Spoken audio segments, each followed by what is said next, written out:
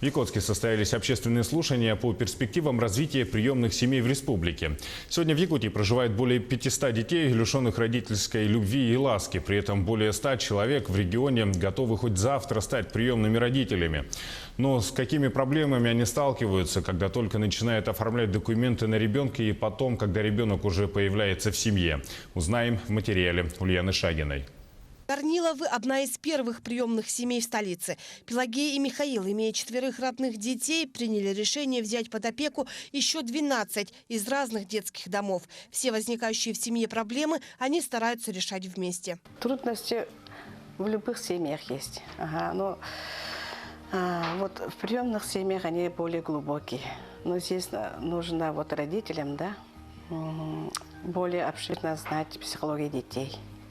Для этого мы были готовы, учились, прошли школу приемных родителей и сами как-то морально были готовы. Органы опеки – одни из главных, кто в любой момент готов прийти на помощь для разрешения различных возникающих проблем. Но и они признаются, что порой бывает очень сложно. У нас дети с психологическими проблемами, психическими, психологическими. Да?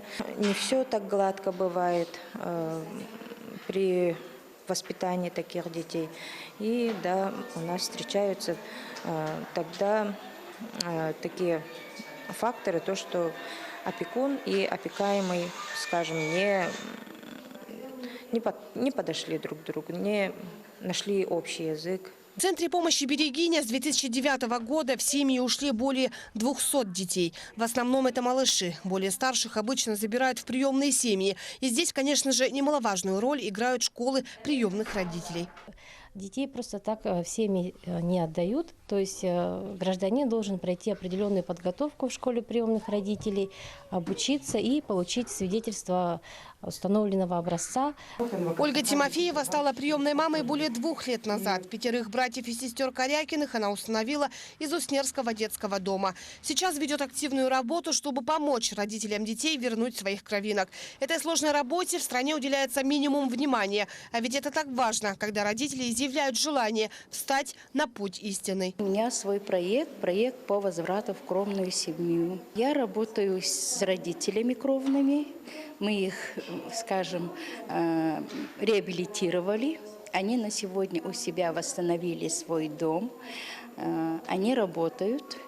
Держим связь, конечно, и по телефону, и по WhatsApp. И они должны уже в этом году выйти на восстановление родительских прав.